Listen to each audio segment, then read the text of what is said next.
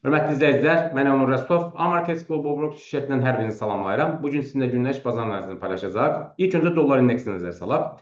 Keçən həftə Amerikada ümumi daxili məhsulun açıqlanması bir mənada dollar indeksinə neqativ təsir etmiş oldu. Belə ki, ümumi daxili məhsul mənfi 0,2% olaraq əslində Amerikan iqtisadiyyatının artım tempinin aşağı düşdüyünü göstərmiş oldu və bu da bir mənada dollara neqativ təsir etdi və diqqət etsəniz dollar indeksi 29 may tarixində həmin günün birinci dəstək səviyyəsinin qırılması və qiymətlənmə səviyyənin altına bağlanması ilə əslində dollara satış siqnalı formalaşmış olur və diqqət etsəniz dollar həmin tarixdən etibarən eniş trendi ilə davam edir.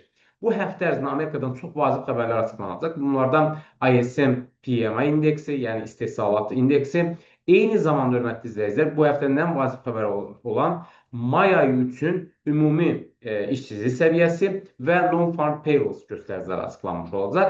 Ümumi işsizlik səviyyəsi hal-hazırda 4,2%-dir.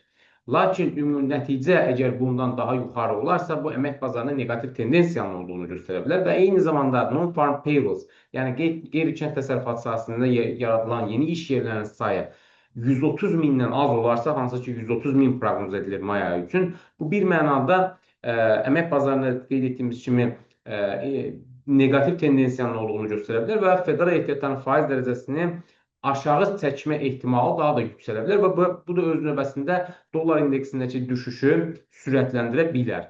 Gün ərzində dollar indeksi nə qədər ki, bu günün birinci dəstək müqavimət səviyyəsi olan 99,253 səviyyəsini qırıb onun üzərində bağlanmazsa, biz hələlik dollar indeksində eniş trendinin davam edəcəyini proqnoz edə bilərik.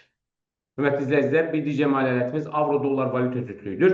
Avro-dollar valyuta cütlüyü də diqqət etirsəniz 29 may tarixində dollar indeksinin olan kəskin düşüşdən dolayı həmin günün birinci müqavimət səviyyəsini qırması və qiymətlənmə səviyyələrinin üzərində bağlaması bir mənada alış siqnalı formalaşmış olur və diqqət etsəniz avro-dollarda hal-hazırda yüksəliş trendi davam edir. Bu həftə ərzində eyni zamanda Avropa Birliyindən də çox vacib xəbərlər açıqlanacaq. Belə ki, Avropa Mərkəzi Bankı faiz dərəcəsi ilə bağlı öz qərarını açıqlamış olacaq. Faiz dərəcəsinin 2,40-dan 2,15%-ə endiriləcəyi proqnoz edilir.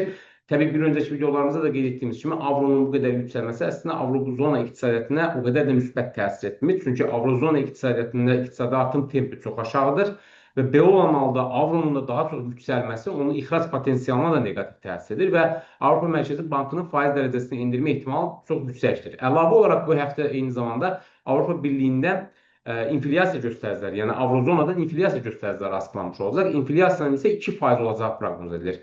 Əgər inflyasiyada proqnoz ediləndən daha aşağı gələrsə, bu Avropa Mərkəzi Bankının faiz dərəcəsini aşağı salma ehtimalını yüksəldə bilər və bu bir mənada avroda olan yüksəlişi məhdudlaşdıra bilər. Gün ərzində isə avro-dollar valyuta cütlüyü nə qədər ki, bu günün birinci dəstək səviyyəsi olan 1,13 103 səviyyəsini qırıb, yəni bu səviyyəni qırıb onun altına bağlanmazsa, biz avro-dollar valyuta cütlüyündə yüksəlişin davam edəcəyini proqnoz edə bilərik. Hörmətli izləyicilər, bir digər maliyyətimiz GBP-USD valyuta cütlüyüdür.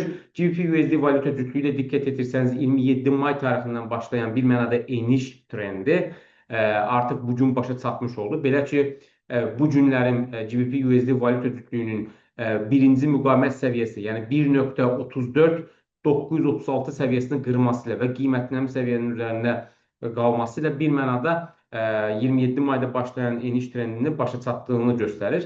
Və bu gün ərzində GBP-USD valyuta cütlüyü nə qədər ki, bu günün birinci dəstək səviyyəsi olan 1,3404 səviyyəsini 1,34 səviyyəsini qırıb onun altına bağlanmazsa, biz GBP-USD valyuta cütlüyündə yüksəlişin davam edəcəyini proqnoz edə bilərik. Hörmətli izləyicilər, bir digər maliyyətimiz qızıldır.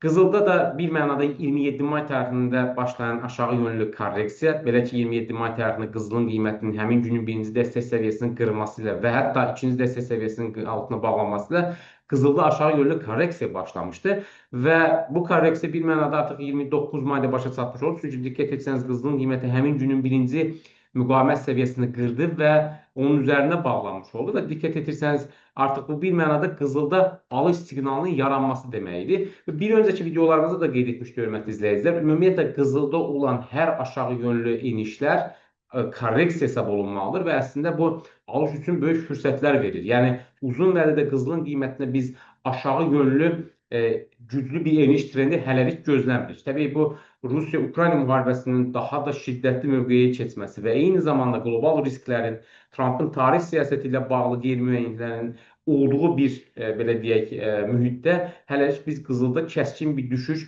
proqnoz edə bilmərik. Və diqqət etirsəniz, əslində 29 may tarixində yaranmış siqnal özünü doğrultmuş oldu və qızıl yenidən sürətli yüksəlişə başlamış oldu.